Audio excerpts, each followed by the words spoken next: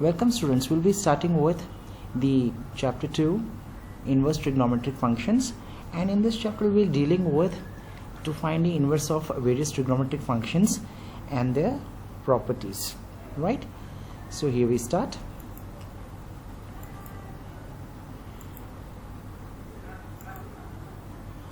So we know that the inverse of a function exists if it is 1 1 and onto. Now you are very well aware how and what type of functions are there and how it is 1 1 and onto. Okay, so there are many functions which may not be 1 1, onto, or both. Hence we cannot talk of their inverses.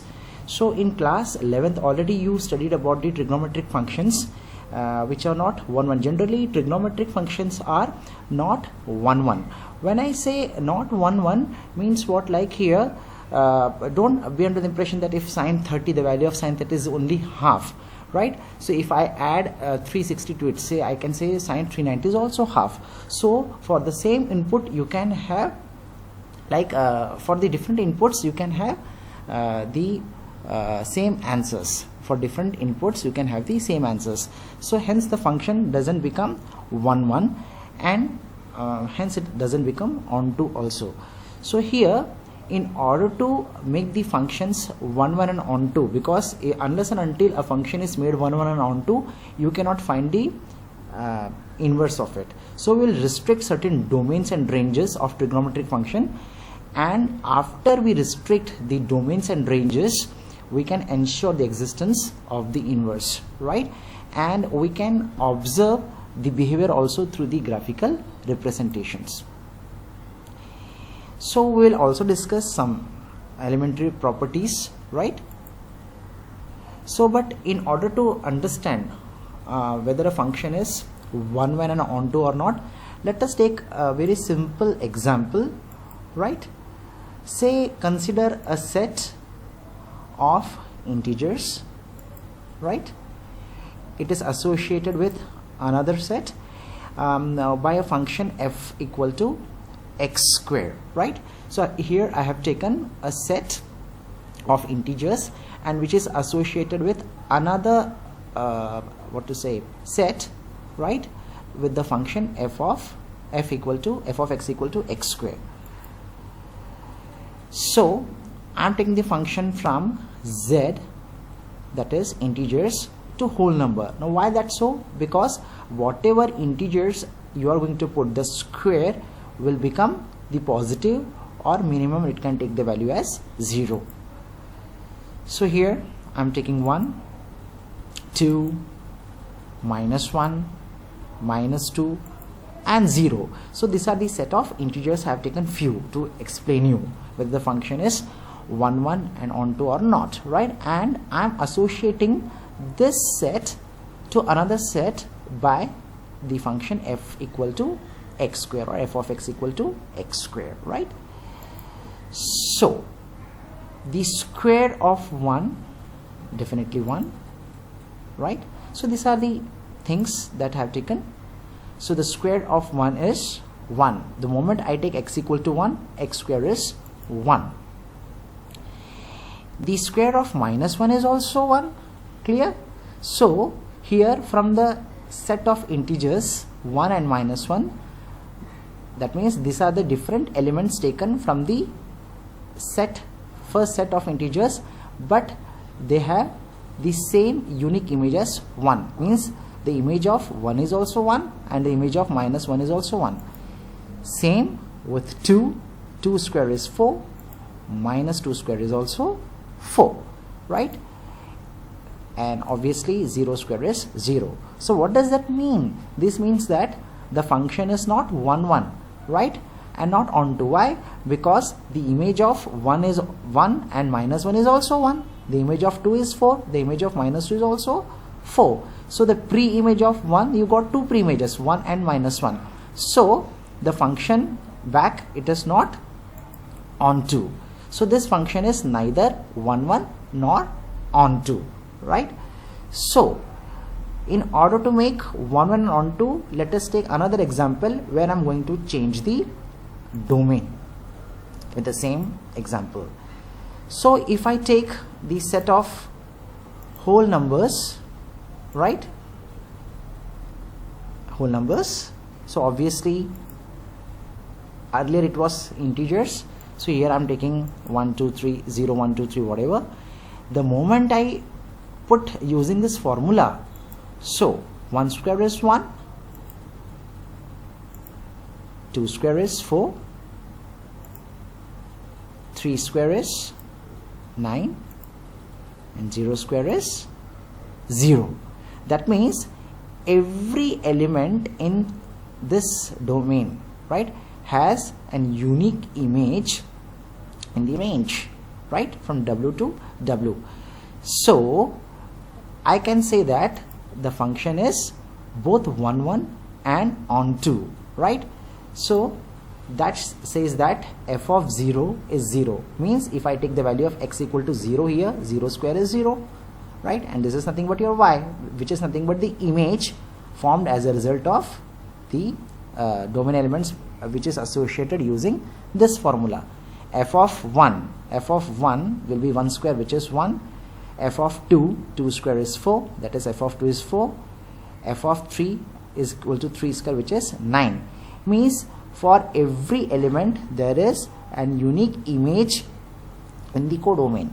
So you can say that f inverse of 1, f inverse of 0 is 0, right, f inverse of 1 is 1, f inverse of 4 is 2, f inverse of 9 is 3.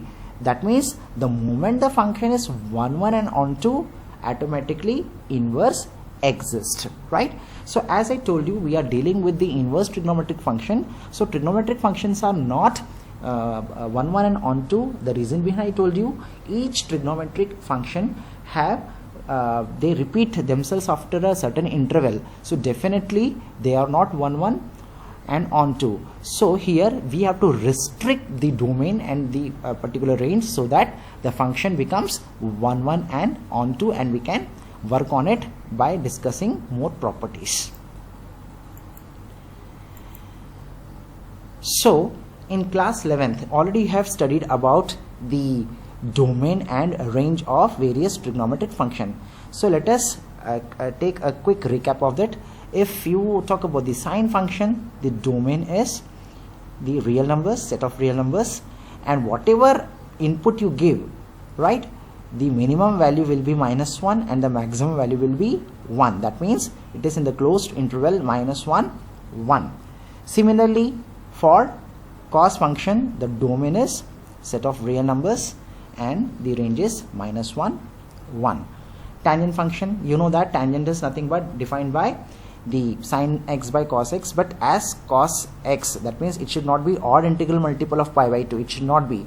So you have to there is a exception that you can take any r, except for you are not supposed to take x as odd integral multiple of pi by 2, otherwise it will become meaningless, right?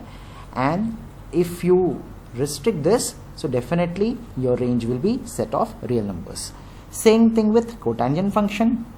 What is cotangent function? It is nothing but your cos x by sin x. So definitely when sin x becomes 0, when it becomes integral multiple of pi. So if you restrict the domain, that means if you don't take any value of x except for x equal to n pi, then the range will become set of real numbers. Same thing applies for secant function, where the domain is r minus x, such that x equal to odd integral multiple of pi by 2, and except, that means when you talk about range, it is r minus open interval -1 1. Similarly with secant function, right, that is cosec function, where you are restricting, that means you are giving an exception that you are not allowed to take this value of x, and accordingly the range will be r minus open interval -1 1. This is just a recap what you did in your 11th standard. Why? Because here you can see that the trigonometric functions are not 1 1 and onto. So in order to make 1 1 and onto, why? Because we want to find its inverse. So unless and until you restrict the domain, so you cannot find the inverses. So our job is to find the inverses by restricting the domain. Now as you can see that the domain of sine function is set of all real numbers if we talk about the sine function. So and the range is nothing but it is in the closed interval minus 1 1. So we can restrict the domain to the interval minus pi by 2 pi by 2, so it becomes 1 1 and on 2 with the range minus 1 1. So that means what, you can restrict the domain to any of the intervals depending upon like where you want to, right? So that the function becomes 1 1. Our main target is to make the function 1 1 and on 2 so that we can find the inverses, right? So therefore if we restrict the domain, so what can we do? We can therefore define the inverse of the sine function in each of these intervals, right? And we denote the inverse of sine function by sine inverse, or it is also known as arc sine function. So the sine inverse is a function whose domain, now what happens when you take the inverse, the domain becomes the range and range becomes the domain, right? That is the reverse. So the domain now it will become minus 1 1, right? And the range you can use any one of the intervals, right? So corresponding to such interval we get various branches of sine inverse. So this primary branch actually we are going to talk about this branch only, minus closed interval minus pi by 2, and this is called as the principal value branch, whereas the other intervals as range can give different branches of sine inverse. So here we refer to the function sine inverse and we take the function whose domain is minus 1 1 and the range is minus pi by 2. So we can write this as sine inverse, right? And the domain, we have restricted the domain minus 1 1 and the range is minus pi by 2 closed interval minus pi by 2, and we will see that the function is not repeated, hence the function is 1 1 and on 2, right? And you can collectively find the inverse, right? So from the definition of the inverse function it follows that sine of sine inverse of x is x, right? Where x is lying between minus 1 and 1, and mark here there's a difference between these two, and sine inverse of sine x is x, that means x lies between minus pi by 2 and pi by 2. So now we will take collectively as y equal to sine inverse of x the function, right? So if y equal to sine inverse of x, definitely your sine y will be equal to x, sine y will be equal to x. So you can get the graph of the function y equal to sine inverse of x, and it can be obtained from the graph of y equal to sine x just by interchanging the x and y axis, right?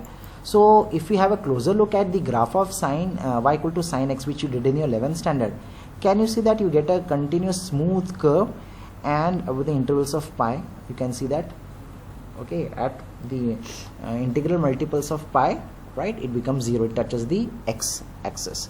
So the highest value here you can see everywhere it is 1, at this peak it is 1, and the lowest value is minus 1, right?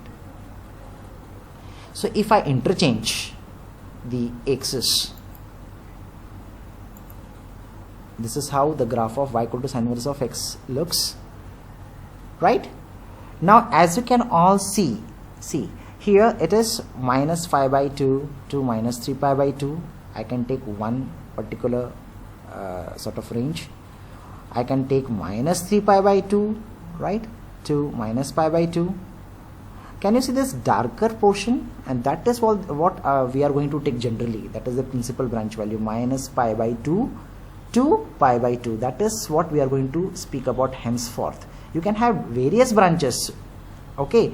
So remember that in sine inverse, that means in generally inverse trigonometric function, definitely you will be given the range, right, where you are supposed to act, but generally we will be talking in terms of the range minus pi by 2 to pi by 2, hence it is darkened. As you can see, we can have various ranges, such as where we are restricting the range, no, minus pi by 2 to pi by 2. The next can be minus pi by 2 to 3 pi by 2.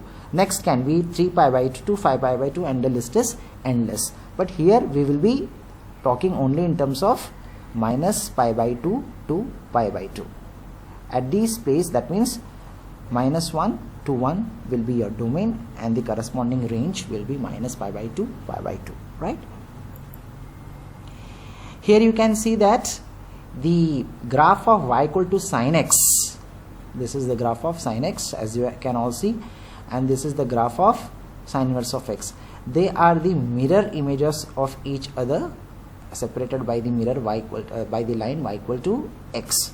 See how it is exactly symmetric. Okay, that is the beauty of this. Similarly, you have studied in 11th standard the graph of y equal to cos x. So odd integral multiple of pi by 2, the value of cos x becomes 0. Here again you can see that the maximum value is 1, minimum value is -1. So this goes on and on and on.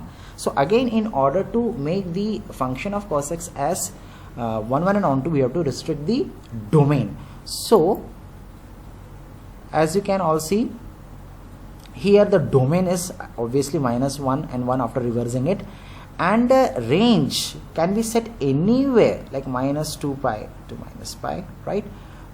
-pi to 0, right? 0. Can you see this darker portion? So it is 0 to pi, then pi to 2 pi to 2 pi to 3 pi. This goes on and on, but we will be only restricting or talking of the what to say, range of or the principal value branch of the function by restricting this as the domain, that is from 0 to pi, where the minimum value is -1, as you can all see, and the maximum value it will take is 1. So different whatever inputs will get, okay, you will get the unique output. Hence we have restricted the domain in order to make the function 1, 1 and on to, and you can get the inverse of the trigonometric function. Similarly for cosec, so you can see that this is the graph of cosec x, right? So what is happening over here, right? You can see that here I cannot say that the minimum value is -1 and maximum value is 1. You can see how the different curves are going at various, at this point it is like not defined. So we can see that here, right, when we interchange the graph, right, interchange the axis, this is what we get. So it can be again restricted. The range could be of any of the intervals, like -3 pi by 2, -pi by 2, -pi, or it can be -pi by 2, pi by 2, close interval, -0. These are the exceptional case, okay? Otherwise it will not be defined. So again, if you have a closer look at the graph of y equal to cosec inverse of x, can you see this darker, this thing, right? So that means we have to exclude the open interval -1, 1 from the set of real numbers, otherwise it will not be defined. That becomes the domain of this cosec inverse function. And the range, so you can see that it is nothing but see these dotted lines, right? -pi by 2, right, to -pi by 2, this is the thing, sorry, -pi by 2. If you have a closer look at this, -pi by 2 and maximum is pi by 2 I'm taking, right, and I'm excluding this 0, right, in between the 0 is coming, so I have to exclude this 0. So this way the domain and range of the cosec inverse function is defined. Similarly for the graph of sec function, you can see, right, sec is nothing but what? It is nothing but the reciprocal of your cos. So what is happening? If in the denominator of cos x is there, it should not be odd integral multiple of pi by 2. So you have to remove that while finding the inverses, right? So again here we are restricting the domain, right? Can you see again the darker thing? See, this is the graph of the sec inverse function which we are going to talk about. So again it is been defined from 0, okay, to pi, 0, look at this, the corners, 0 to pi, and from that you have to subtract the pi by 2 because it will not be defined. So according to the domain you will get the suitable range. Same with the tan inverse of function. So this is the graph of the tangent function, right? As you can all see, it repeats in the interval, okay, fixed interval, right, at pi and all. So again, when we interchange the axis, so what happens, this is what you get, the graph of the tan inverse function. So here we have restricted the domain. As you can all see that the tan inverse of function can be defined as a function. Definitely the domain will be R, set of real numbers, and range could be any one of the interval, minus 3 pi by 2 to minus pi by 2, minus pi by 2, pi by 2, pi by 2, 3 pi by 2, and so on. But we will consider this as the principal value branch, right? So here you can see this darker portion, so minus pi by 2 to pi by 2. It's a continuous curve without any break, so we need not subtract anything from it. So it is the the domain will be R, and the range will be open interval minus pi by 2, pi by 2. So from graph it is very clear. So what should be the domain and what should be the range? Here, whatever intervals you are seeing, in any of the intervals it can be defined by making the function 1 1 and on 2. But primarily we are talking about that which we are fixing at this, whether it is cos inverse, sin inverse, tan inverse, cot inverse, or cosec inverse. Accordingly, we are setting a particular branch value where we will be defining it and finding the inverses. Similarly, for cot, this is the graph of the cot x function, right? So again, we can define the intervals of minus pi 0, 0 pi, pi 2 pi, and so on. So the one which I am fixing, where I am going to talk about, is known as the principal branch value. So 0 pi becomes, so again, see, can you see that this darker which I am showing you, right? So you can see that from 0 to, this is your 0 and this is your pi. Can you see this line where it is reaching pi? So between 0 and pi, open interval, right, that becomes the range, and the you can take any real value for the as the domain for the cot inverse function. So let us quickly summarize the domain and range of various trigonometric inverse trigonometric function, so that what we are going to talk about is the principal value branch, what we have defined, right? There are many, but we have fixed this. So sin inverse will be minus 1 1, range will be minus pi by 2, pi by 2. For cos inverse, it is closed interval minus 1 1, and the range will be 0 pi, and so on. Cosec inverse R minus 1 1, open interval, and accordingly the range will be closed interval minus pi by 2, pi by 2, minus, you are supposed to take away 0.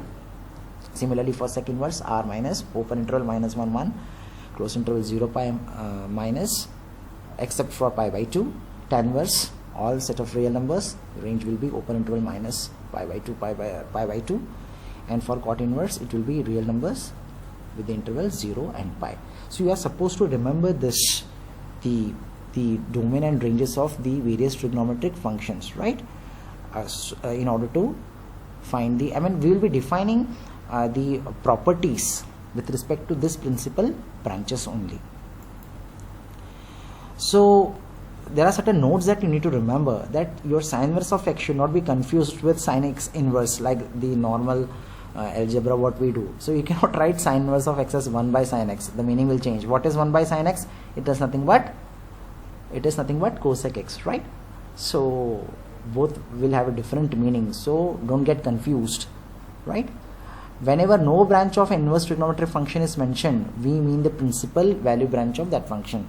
Here by this statement we mean that in examination, whenever, see, in inverse trigonometric function, in the adjacent to the question, they do mention about the branch.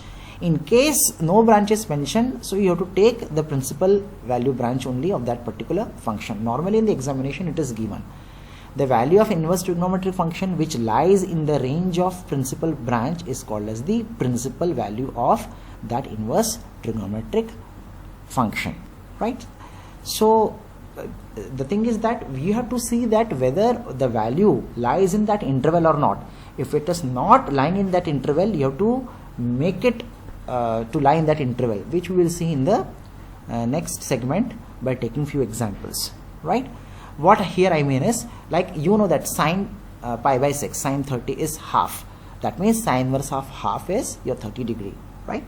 So I have to check, okay, is pi by 6 or 30 degree, is it lying between the interval minus pi by 2 and pi by 2? If yes, then I can say, okay, the answer is pi by 6. If not, then I have to do something so that it lies in that particular range. Let us quickly take some examples from the exercise 2.1 in order to make you understand. So here I am discussing question 1 given on page number 41. Question 1, find the principal value of sine inverse of minus half. Now how to solve this, right? So you take, let sine inverse of minus half be y, right? So the moment I take this quantity as y, so sine y will become minus half, right? Now minus you write as it is. Now what is half? You know that sine 30, that is sine pi by 6 is your half. So minus sine pi by 6. You know that minus sine x or sine of minus x is one thing and same. So I am writing minus of sine pi by 6 as sine of minus pi by 6, right? So we know that, see, this is very important. Just now we have studied that the principal value branch of sine inverse function is nothing but the closed interval minus pi by 2, pi by 2. So I have to check, is minus pi by 6 coming between this interval minus pi by 2, pi by 2? If yes, then minus pi by 6 would be your answer. If not, then we'll make it. But in this case, yes, minus pi by 6 is definitely coming in this interval, between this interval minus pi by 2 and pi by 2. Hence, the principal value of sine inverse of minus half will be your minus pi by 6. Again, I am discussing question 3. Find the principal value of cosec inverse of 2, right? So again, the same procedure. Let cosec inverse of 2 be y. So this gives me cosec y as 2. So you know very well that your cosec 30, that is pi by 6, is your 2. And you are aware, you have to practice for this, that the principal value branch of cosec inverse should be anything between minus pi by 2, pi by 2 minus your 0. So to ask yourself, is pi by 6 lying between this interval? If yes, then pi by 6 is your answer. So I can say that the principal value of cosec inverse of 2 is pi by 6. Now I am discussing question 5, right? The one which I am not discussing, you need to practice. Question number 5, find the principal value of cos inverse of minus half. Again with the same method, let cos inverse of minus half be y. So in the next step, what you are going to write, cos y will be minus half. So this minus you write as it is, and you know very well that your cos 60, that is cos pi by 3, is your half. This minus is as it is, right? Now look here, it is giving you a negative answer, whereas we know that the principal branch value of cos inverse is never negative. It is between the interval close interval 0 pi. So there is no chance of any negative number in between these two, right? So I cannot take it as negative. So this minus cos pi by 3 you have to write, you have to rewrite, which you already studied in your 11th standard, pi minus pi by 3, right? So minus cos pi by 3 will be rewritten as it is not coming in this interval. I have to forcibly make it enter into between this range. So minus cos pi by 3, that is minus cos x, is nothing but cos of pi minus x, which you have studied as a identity last year. The same thing I am using. So here your x is pi by 3 obviously. So I am writing your minus cos pi by 3 as cos of pi minus pi by 3. So on solving this, 3 pi minus pi is 2 pi by 3. Now I have to ask myself, is 2 pi by 3 lying between 0 and pi? Definitely yes. Therefore the principal value of cos inverse of minus half is nothing but your 2 pi by 3. I am discussing question 9 on the same lines. You have the find the principal value of cos inverse of minus 1 by root 2. Again the same procedure. Let cos inverse of minus 1 by root 2 be y. So this becomes cos y equal to minus 1 by root 2. So minus as it is, you know very well that cos 45 is 1 by root 2. So minus cos of pi by 4. Again the same thing, negative, and we know that the principal value branch of cos inverse is nothing but 0 pi. There is no scope of negativity. So again the same formula, minus cos x is cos of pi minus x. Here x is obviously pi by 4. So you have to rewrite this because of this negativity. It's not allowed here in this interval. So I am forcibly making it. So pi minus pi by 4. So 4 pi minus pi is 3 pi by 4. Now you ask yourself, is 3 pi by 4 lying between 0 and pi? 3/4 is nothing but 0.75. Definitely 0 and pi, 0.75 pi. You can say like that. So this 3 pi by 4 lies between the interval 0 and pi.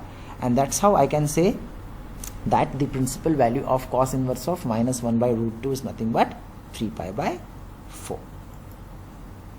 Question 11.